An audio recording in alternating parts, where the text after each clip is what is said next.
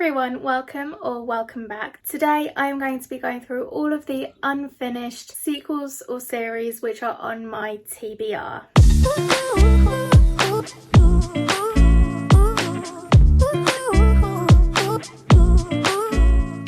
Once again, this idea was inspired by my finally completing the Philip Pullman trilogy, his Dark Materials, the first one. Haven't completed the second one yet, but it is on my TBR for this month. But I wondered, how many unfinished series do I have, own, want to, need to complete? And when I came up with this idea, I thought maybe there'd be 10, 15, maybe 20 at a push. There are 40. Yeah, 40. Some are on my shelf, some I need to purchase, but all of them are definitely on my radar. So maybe get yourself a drink. I'll try and make this as quick as possible. I am not pulling books off my shelf because I recently reorganised them and I love myself too much to do that, although clearly not that much because this is going to be hell to edit. But with all that said and done, let's get into it. The first series we have is Percy Jackson and the Olympians, and the only one I have left in this particular series of Rick Riordan is Percy Jackson and the Last Olympian. Yeah, I'm on the last one. I read them all last year. The first two were rereads and the last three are brand new to me. I don't know whether to give like a line or two of what these books are about.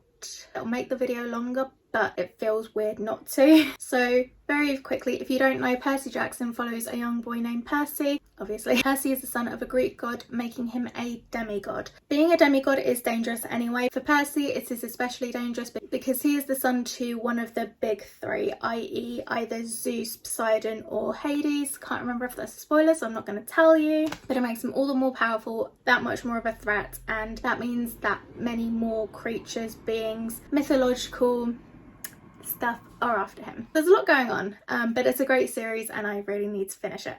The second series I have on this list is one that I've had on my TBR shelf for a while, and that is the Millennium Trilogy. I've read the first one, haven't read the second two. The books include The Girl with the Dragon Tattoo, The Girl Who Played with Fire, and The Girl Who Kicked the Hornet's Nest. All of these are by Stieg Larsson. I know that there have been a continuation who is not by Stieg Larsson. I obviously can't comment on them. I have no idea what the sequels are about. I just about remember bits and pieces from the first one. It's been years since I've read them. I can tell you the first one is kind of surrounding this young woman named Harriet who disappeared over 40 years ago. Her uncle is very wealthy, or her family are very wealthy, and her uncle still wants to know what happened to her. So he enlists Mikael Blomkvist and Elizabeth Salander. Like I say, I can't really remember a lot of details about it, so I would definitely need to reread this book before moving on to the sequels. I was also quite young when I read this book, so I do wonder how much I would have understood and retained. Part of me debates whether I'm still interested, but it's still on my shelf and I still think about it, so I kind of want to read it. The next series I have on this list is Dexter. The book series is by Jeff Lindsay. It was adapted into a TV show, although while the first book is exactly the same, from the second series and second book onwards the stories kind of diverge. But if you don't know, it is about a serial killer. I remember when I first got into this series, I think I got into the TV show first, and I found it really interesting that there was a series which kind of made me root for the serial killer. I was probably in school when I first watched and read. Yeah, I was definitely in school. So like I say, the first book is very similar to the first series and we follow the ice truck killer, and Dexter, this serial killer, works as a blood spatter analyst for the Miami Metro Police. I want to reread all of these, although I'm sure I could pick it up. I think it would be a lot of fun to get to know book Dexter again and all these other characters again, because like I say, they do become very different, so I think that would be really good and really interesting. The next on this list is The Book of Dust and the Secret Commonwealth by Philip Pullman. Like I said, I finished the Dark Materials trilogy, the original ones, earlier this year or earlier this month even, and so the next on the list is The Book of Dust and the Secret Commonwealth. So what I can tell you about The Book of Dust is that it follows a kid named Malcolm. I am currently reading it, so I can't go into full detail, but Malcolm seems like a really bright kid. He picks up a lot, and because of this he ends up meeting this woman who almost enlists him, and that's about where I am at the moment. The Secret Commonwealth, from what I've heard, follows Lyra again, but in her 20s in this in the Book of Dust, Lyra is a baby. Lyra is the character, or the main character, that we follow throughout the original trilogy. And I'm really excited about the Secret Commonwealth because throughout reading the original trilogy, I wanted a book where Lyra and like some of the other characters were in their 20s. So I'm looking forward to it, but I'm also not, because there was another character which I wanted as part of that equation, and then I don't think there's going to be a comeback. They were one of my favourite characters as well, so I'm really disappointed about that. So yeah, that kind of sucks, but I am enjoying the series so far. The next book I have on this list is The Ballad of Songbirds and Snakes by Suzanne Collins.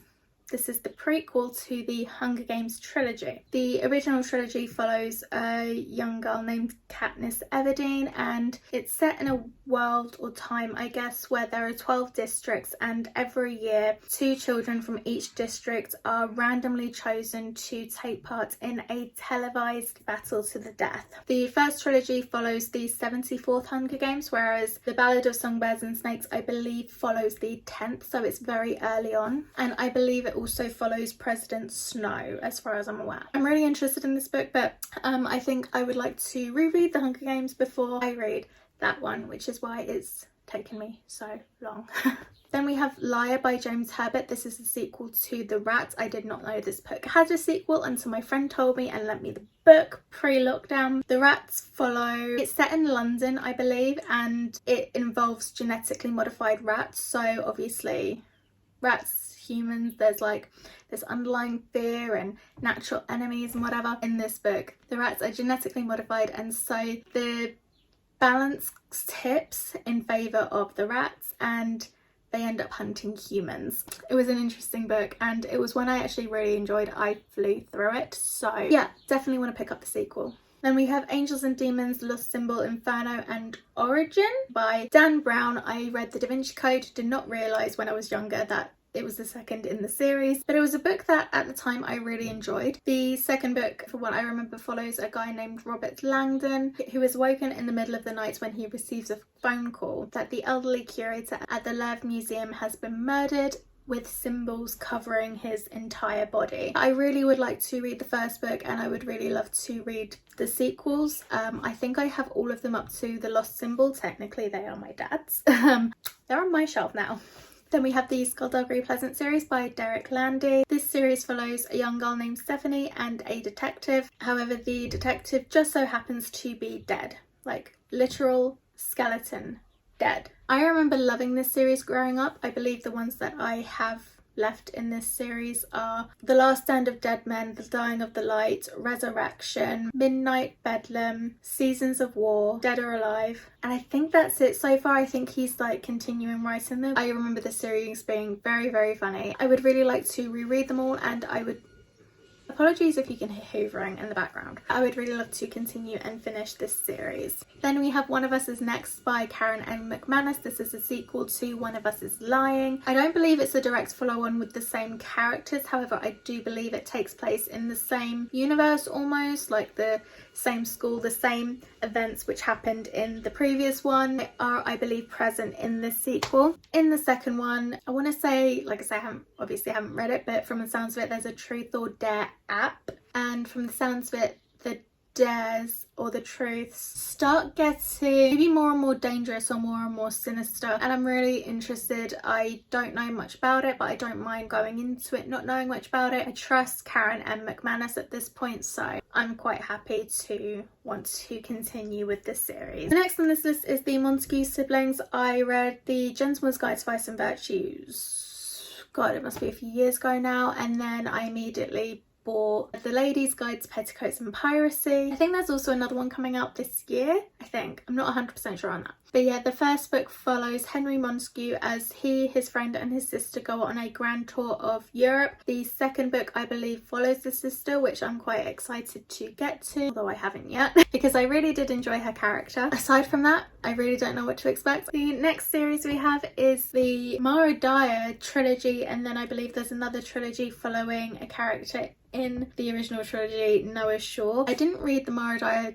book until literally last month, but it was really interesting to see what all the hype was about like 3+ years ago when I first heard about it. This I found was a really great book. It was really interesting and it had a lot of intrigue. There was some supernatural type elements to it. Mara is absolutely an unreliable narrator, and I often found myself wondering what was actually true and what wasn't. I am enjoying the romance so far, or the budding romance so far, but honestly I'm really interested to see where this goes. Also on this list is Miss Peregrine's Home for Peculiar Children. I read the first book years ago. We follow a young boy named Jacob who journeys to Wales and discovers the crumbling ruins of Miss Peregrine's Home for Peculiar Children, and kind of figures out that these children may not have just been peculiar, but they were potentially dangerous and they might still be alive. This first book definitely needs a reread from me before I continue on, but there was, I think, just enough intrigue in the first one for me to want to continue on. We also have Morganville Vampires by Rachel Kane.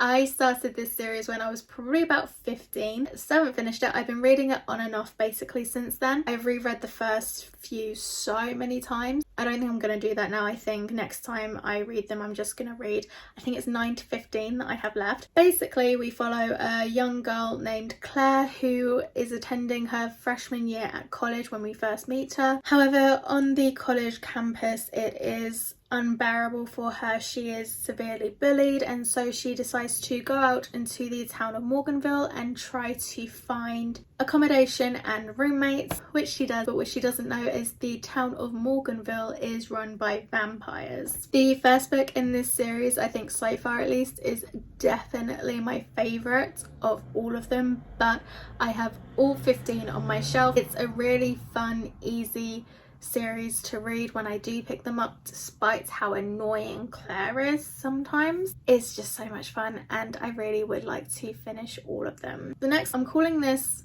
Love and, because we've had Love and Gelato, we've had Love and Luck, and now we have Love and Olives. The first book we are in Tuscany in Italy, the second book we are in Ireland. The first book I must say I enjoyed much more than the second book, which I was slightly disappointed by, but the third book I found out takes place in Greece, so there is no way in hell I was not reading this. For the third book, I don't know how true it is, but I have heard that it maybe has something to do with or involving books, so I'm really excited about that. The next on this list is Ready Player 2, sequel to Ready Player 1, of course. Ready Player 2, I really don't know what it's about. I'm quite happy going into books pretty much not knowing anything, but the first book follows Wade Wilson as it takes place in 2044, and people can jack in or upload themselves to this server called the Oasis.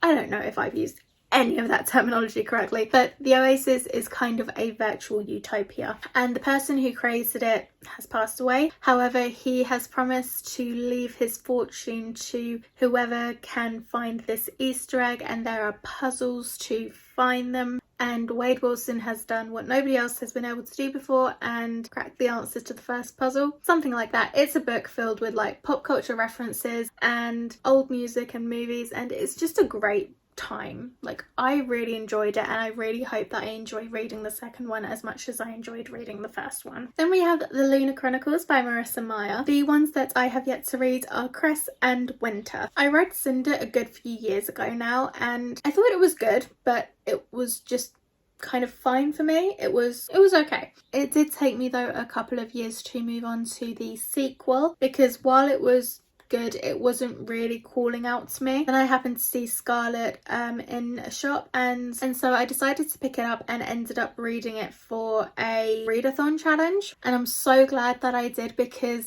that has made me want to pick up the rest of the series. For anybody who doesn't know, Cinder, Scarlet, Cress and Winter are intergalactic fairy tale retellings basically, and I know that, like I say, so far Scarlet hands down my favourite. I believe that Cress is a hacker, so I'm really looking forward to getting to that one. Then we have the Shades of Magic series by V.E. Schwab. I read the first book a couple of years back and really enjoyed it. In the first book we follow a guy named Kel, who is a kind of magician who can travel between parallel London, so you have like red London, grey London, white London and black London. Kel works for an ambassador, but he also does some smuggling on the side. I'm sorry it's not a better description. It's a book that I think I would definitely like to finish off, but I want to reread the first one before I move on to the second one. Definitely a book that I enjoyed and want to continue with. Then we have Stalking Jack the Ripper by Carrie Maniscalco. I loved the first book in this series. I rated it 5 stars. Stalking Jack the Ripper and the rest of these books follow a young woman named Audrey Rose. By day, she spends her day fitting into the societal norms of a proper young lady. However, she often finds herself sneaking away to her uncle's laboratory. Her uncle is a mortician and she ends up involved in trying to solve a series of murders.